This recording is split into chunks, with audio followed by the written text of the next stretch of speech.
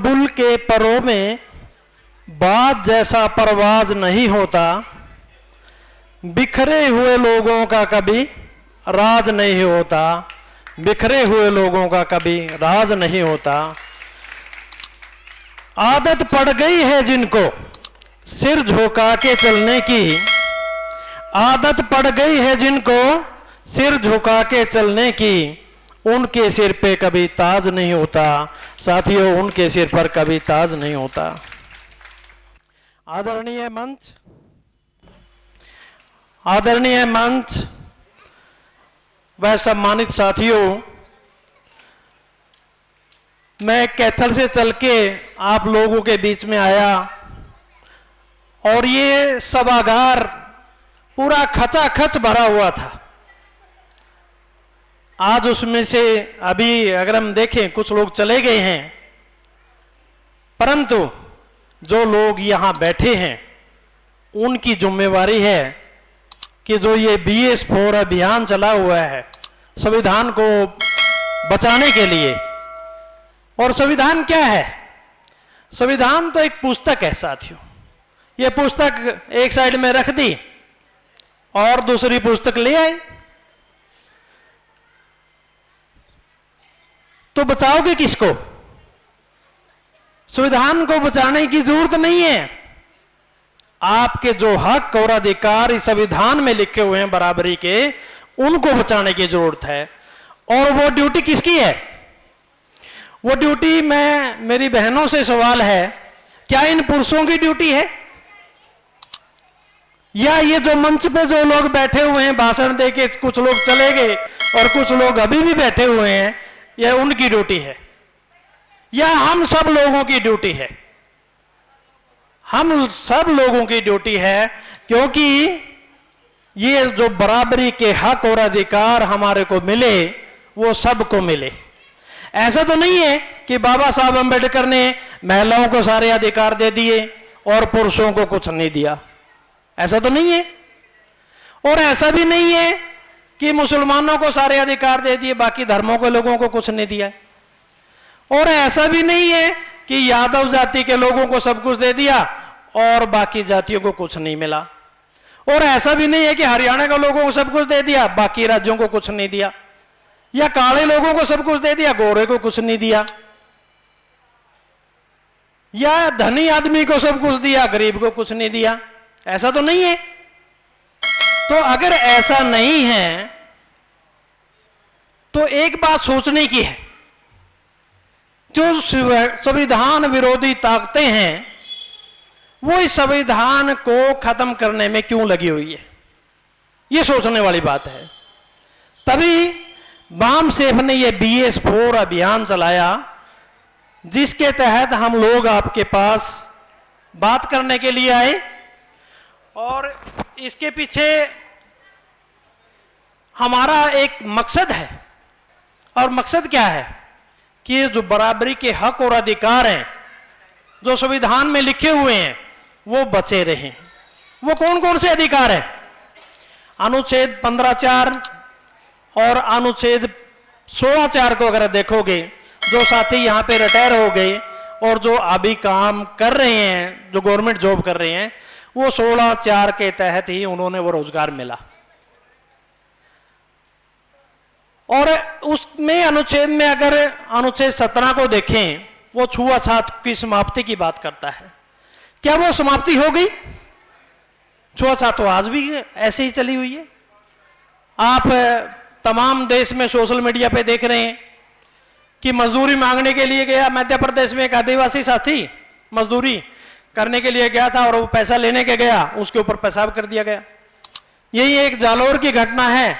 Article 14 हमारे को समानता की बात करता है। यहां जालोर में क्या हुआ आप लोग जानते हैं, एक मटके से पानी पिया बच्चे को, उसको मार दिया गया। ऐसे ही हाथरस कांड हुआ, ऐसे ही उन्नाव कांड हुआ गीता मौर्य के साथ, और तमाम मैं कितनी बातें गिनाऊं आपको। ये सारी की सारी जो गैर बराबरी की व्यवस्था है, आज भी अगर आप देखते हो, कुछ मेरे साथियों ने बताया कि यहां पे दो विचारधाराएं चल रही हैं। एक बराबरी की विचारधारा है जो फूले अम्बेडकरी विचारधारा, अब बाबा साहब ने जो हमारे को हक और अधिकार दिए, हमारे दुश्मन को भी उतना दे दिया। उन्होंने कोई कटौती नहीं की उनके अधिकारों में। तो जब कटौती नहीं की, हमारे जो महापुरुषों का जो विचार था वो बराबरी का विचार था। चाहे हम महात्मा ज्योतिबा फुले को ले लें, सावित्रीबा फुले को लें, किसी को भी हमारे महापुरुष को उठा के देख लीजिए, वो सारे के सारे बराबरी के विचार पे काम किया। परंतु गैर बराबरी का विचार और जो व्यवस्था है वो आज भी कायम है। और वो कौन सी कायम है? वो कायम इस वजह से है क्योंकि हम उस व्यवस्था को पोषित करते हैं। अब व्यवस्था को पोषित कैसे करते हैं? अब जो हमारा मदर विंग है बामसेफ, वो हमारे को ये कहता है कि आपने क्रिया करनी है, प्रतिक्रिया नहीं करनी। परंतु हम क्या कर रहे हैं? हम प्रतिक्रिया कर रहे हैं। वो कुछ करते हैं, हम उसके खिलाफ खड़े हो जाते हैं जाकर के। हम बामसेफ की बात ही नहीं मानते। अभी ये BS4 अभियान चल रहा है, 2018 से चला। विरोधी संगठन क्या लेके आया? विरोधी संगठन S5 लेके आया और पानीपत में उनकी मीटिंग हुई अप्रैल में। अब पानीपत मीटिंग में क्या हुआ? उन्होंने S5 लॉन्च किया, जिसमें समरसता, सोशल और स्वाभिमानी, इस तरह के 5 वर्ड वो लेके आया। और ये उन्होंने प्रतिक्रिया की इस प्रोग्राम के विरोध में। तो हमने मजबूर किया उनको कि ये BS4 अभियान अगर ये बढ़िया तरीके से हम लोग चला लेते हैं तो उसके बाद विरोधी प्रतिक्रिया करेगा, आप लोगों को प्रतिक्रिया करने की जरूरत नहीं है। तो OBC के साथियों से मैं विशेष रूप से कहना चाहता हूं कि उन्होंने आर्टिकल 370 का पता है कि आर्टिकल 370 जम्मू कश्मीर के लिए थी, तोड़ दी, बहुत अच्छा किया। क्या वो टूट गई है? टूट गई है आर्टिकल 370? नहीं टूटी, अभी भी संविधान में है। उनको आर्टिकल 340 का नहीं पता, ये बड़े दुख की बात है, जिसके तहत अभी मेरे साथियों ने बताया कि काका कालेलकर आयोग बना और मंडल कमीशन, मैं उसमें डिटेल में नहीं जाऊंगा, वो मेरे साथियों ने बात रख दी है। तो जो उनको जनगणना करके उनके देश के संसाधनों में हिस्सेदारी, उनकी दशा कैसे सुधरेगी, ये सारी बातें कहता है आर्टिकल 340। परंतु आर्टिकल 340 की तरफ ध्यान ही नहीं है। आर्टिकल 340 के बारे में कोई और आएगा बनाने के लिए। और इसी तरीके से एक BS4 अभियान के बारे में थोड़ी सी जानकारी वैसे तो मास्टर जी ने रख दी है। B का मतलब भारतीय और 4 ऐसे साथियों इसमें। एक का मतलब है संविधान, दूसरे का सम्मान, तीसरे का सुरक्षा और चौथे का समर्थन। हमें भारतीय संविधान का सम्मान इसलिए करना चाहिए क्योंकि उसने हमारे को बराबर के हक और अधिकार दिलवाए। और सुरक्षा उन लोगों से करनी है जिन्होंने 9 अगस्त 2018 को दिल्ली के जंतर मंतर पे संविधान की प्रतियों में आग लगा दी गई। और समर्थन का मतलब है कि हमें ये जो अधिकार दिए गए हैं, ये सारे के सारे, खासकर 2 इन चीजों से ज्यादा, भाग 3 और भाग 4 से ज्यादा दिक्कत है इन लोगों को। जो मौलिक अधिकार और जो आपके डायरेक्टिव प्रिंसिपल है, राज्य की नीति निर्देशक तत्व हैं, इनसे ज्यादा दिक्कत है। और एक आर्टिकल 326 की बात करूं मैं। अब पावर किसके पास है? संविधान ने पावर जनता को दी। और जनता को पावर कहां पे दी? जनता को पावर दी आर्टिकल 326 के तहत। आर्टिकल 326 क्या कहता है? जो भी पहले 21 साल का था, अभी 18 साल का जो भी युवा 18 साल का हो जाता है, उसको वोट का अधिकार मिल जाता है। अब वोट का अधिकार आपको दे दिया। अब बाबा साहब ने वोट का अधिकार इसलिए दिलवाया था कि आप कोई ऐसे नुमाइंदे को या ऐसी पार्टी को या ऐसे संगठन को आगे चुन करके भेजेंगे जो आपकी लड़ाई लड़ेगा। परंतु ऐसा नहीं हो रहा है। कौन जीत रहे हैं? वही लोग जीत रहे हैं। अब आर्टिकल 326 देने का जो आपको वोट का अधिकार है, उसका क्या फायदा हुआ जब हम अपने लोगों को जिता के वहां भेज ही नहीं रहे। जो मैं तो 2 मंदिर मानता हूं, एक मंदिर हमारा है विद्यालय, स्कूल कह लीजिए, और दूसरा मंदिर है संसद, जहां पे किस्मत बनाई जाती है और लिखी जाती है। वो मंदिर, ये दोनों मंदिर हैं, और दूसरे मंदिरों में आप जाओ, मैं रोकूंगा नहीं, परंतु मैं ये जरूर कहूंगा कि आप उन मंदिरों में जाओगे तो विरोधी बड़ा होगा, आपसे पैसे भी लेगा, आपसे मान भी लेगा, सम्मान भी लेगा, सारा कुछ लेगा, परंतु आपको मिलेगा कुछ नहीं वहां से। पर स्कूल से आपको बहुत कुछ मिलने वाला है, आपको संसद से बहुत कुछ मिलने वाला है।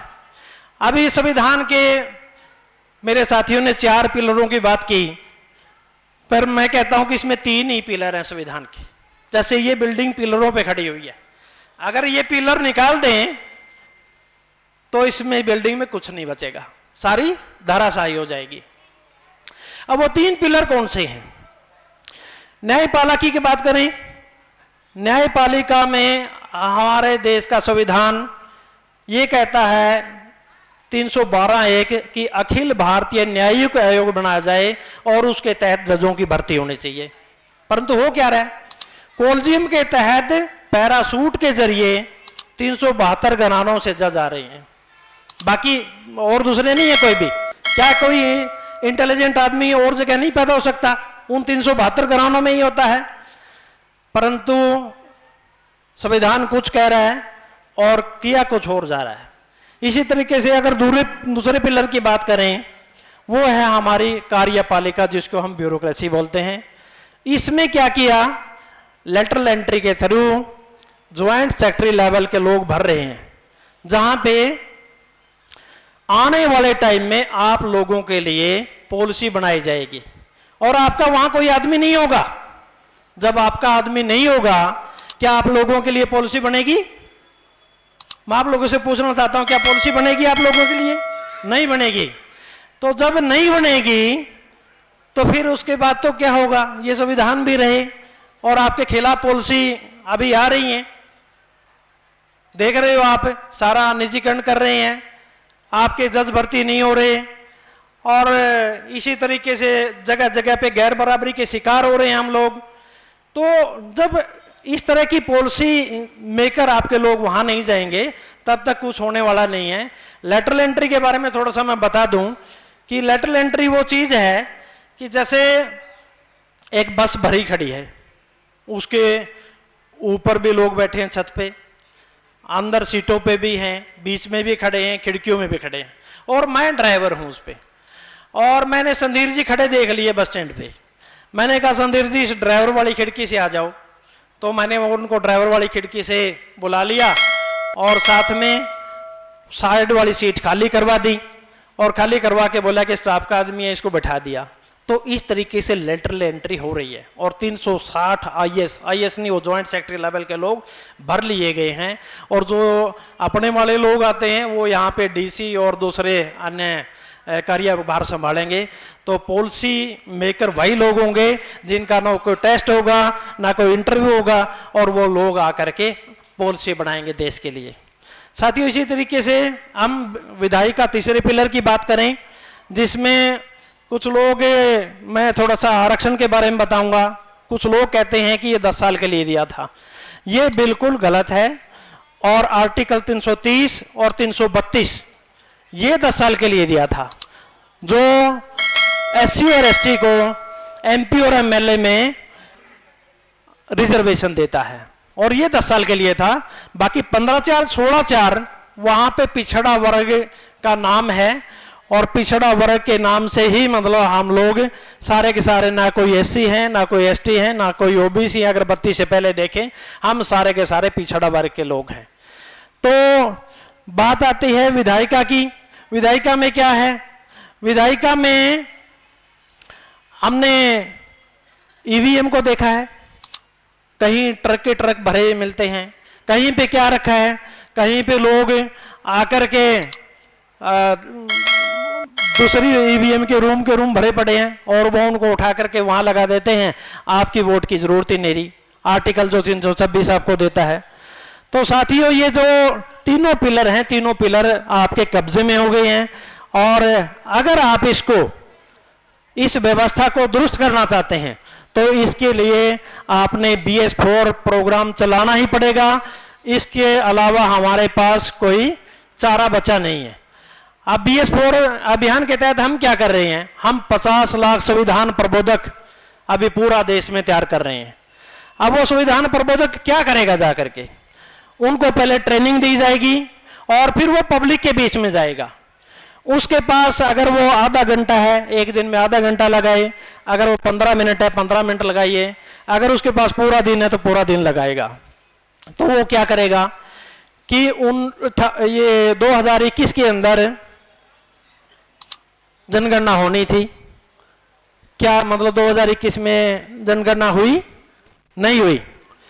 आपने शाहीन बाग की याद होगी और बहुत सारी चीजों की याद होगी, पर वो जो जनगणना होनी थी, जो भारत का संविधान का अनुच्छेद 246 की अनुसूची 7 की सूची 1 और क्रमांक संख्या 69 पे लिखा हुआ है कि केंद्र सरकार की ड्यूटी है। कुछ राज्य सरकारें करवा रही हैं, बिहार ने करवाया, उसके बाद आपका उड़ीसा है, उसके बाद आपका ये महाराष्ट्र है।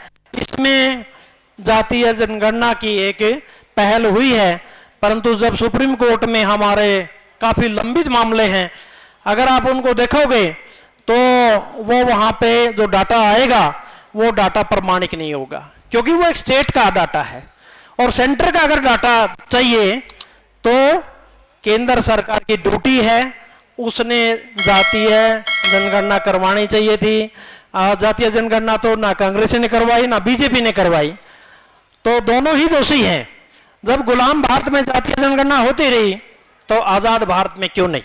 यह संविधान प्रबोधक सवाल खड़ा करेगा लोगों के सामने कि ऐसा क्यों नहीं है, और फिर पब्लिक उसका जवाब देगी कि मुसलमानों की संख्या बढ़ गई है, या फिर कोई और बात करेंगे इस तरह की जो भी उसके जहन में है, और संविधान प्रबोधक उसको स्टिक जवाब देगा कि जातीय जनगणना इसलिए नहीं हो रही क्योंकि SC ST OBC और जो माइनॉरिटी का हक और अधिकार वही लोग खा रहे हैं जो इस व्यवस्था को चला रहे हैं। तो दूसरा सवाल वो पूछेगा कि ये सरकार निजीकरण क्यों कर रही है, क्या कारण है इसके पीछे निजीकरण करने का?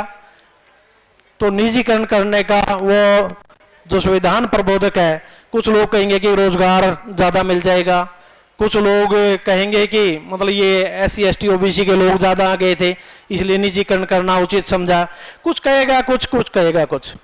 तो संविधान प्रबोधक क्या कहेगा कि 15(4) और 16(4), 15(4) और 16(4) क्या कहता है? 15(4) और 16(4) यह कहता है कि जनसंख्या के अनुपात में SC ST OBC और जनरल के लोगों को जितनी उनकी जनसंख्या है उतना उनको क्या मिलना चाहिए? जो प्रतिनिधित्व मिलना चाहिए, एक हिस्सेदारी मिलना चाहिए। और वो हिस्सेदारी अगर नहीं देती है सरकार तो दोषी कौन है? दोषी सरकार हुई। तो इसी तरीके से जो ये एक प्रोग्राम मतलब हम लोग चला रहे हैं पूरे देश में, तो मैं कुछ आप लोगों से संगठन के बारे में बात करूंगा। तो संगठन की बात करें तो यहाँ 29 लाख संगठन एक RTI का डाटा है, और वो छोटे छोटे संगठन है। मैं ये नहीं कहता कि वो नहीं होने चाहिए। कुछ का उद्देश्य क्या है कि एक लाइब्रेरी बनाने का उद्देश्य है, उसने लाइब्रेरी के नाम से संगठन खोल लिया, किसी ने बाबा साहब के नाम से संगठन खोल लिया, किसी ने महात्मा ज्योतिबा फुले के नाम से संगठन खोल लिया, किसी ने किसी के महापुरुष के नाम से, किसी जाति के नाम से, किसी धर्म के नाम से। इस तरीके के संगठन हैं पूरे देश में, पर उनका उद्देश्य छोटा छोटा उद्देश्य है, वो उस उद्देश्य की प्राप्ति के लिए लगे रहते हैं। पर जो वाम सेप का उद्देश्य है वो है ये व्यवस्था परिवर्तन। और जो व्यवस्था परिवर्तन भी किस तरीके से? रक्त क्रांति नहीं, विचारिक क्रांति से। विचारिक क्रांति से हम लोग इस देश के अंदर ये जो व्यवस्था है इसको पलटने के लिए आए हैं, और संविधान में जो लिखे हुए हैं आपके हक और अधिकार वो दिलवाने के लिए आप लोगों के बीच में आए हैं। साथियों, मैं कुछ 3-4 प्रस्ताव पास करेंगे हम लोग यहाँ, तो आप लोगों से आशा है कि आप हाथ ऊपर करके इन प्रस्तावों को पास करें। तो हमें शिक्षा बचानी चाहिए कि नहीं बचानी चाहिए? अगर बचानी चाहिए तो सभी साथी तैयार हैं तो बचाना चाहिए। तो ये प्रस्ताव पास हुआ साथियों। साथियों, जो हमारे को रोजगार मिला है वो बचाना चाहिए कि नहीं बचाना चाहिए? तो बचाना चाहिए, ये भी प्रस्ताव पास हुआ। अब हमारा जो तीसरा प्रस्ताव है साथियों, जो ये 20 पौर अभियान है, ये हमें चलाना चाहिए कि नहीं चलाना चाहिए? चलाना चाहिए। तो संविधान प्रबोधक चौथा प्रस्ताव ये है कि संविधान प्रबोधक बनने के लिए कौन कौन साथी तैयार हैं? अब शायद संख्या कम हो गई है। हाँ ठीक है, संख्या ठीक है, पर ये जो बात आप लोगों ने इस मंच से सुनी वो सारी अपने घर में जाकर के बतानी है और संविधान का जन जागरण करना है। और मेरी बहनों से खासकर रिक्वेस्ट है कि वो तो मतलब 1 मिनट में बैठी बैठी कोई भजन बना देती हैं, बैठी बैठी कोई गीत बना देती हैं। तो इस तरह का 5-7 महिलाएं इकट्ठी हुई और उसमें मतलब अपना संविधान का जो जन जागरण है वो शुरू कर दिया। दूसरे लोग भी सुनेंगे। और ये अकेला एक संगठन का काम नहीं है, एक व्यक्ति का काम नहीं है, ये सभी लोग, जो अभी मेरे साथी ने कहा कि यहाँ जो हमारे गौतम जी हैं, इन्होंने जो मतलब यहाँ पे जो गाने गाए, उसके तहत आप लोगों के बीच में एक मैसेज गया, जो यहाँ से वक्ताओं ने मैसेज दिया। आप लोग कोई साहित्य लिखना जानते हैं या फिर आप लोग कोई गाना गाना जानते हैं, ये सभी हमारी सबकी ड्यूटी है और हम लोग इस ड्यूटी को तभी कर पाएंगे जब हमारे यहाँ ये बात चली जाएगी। अब मैं खीर पे मेरी बात, एक कहानी याद आ गई।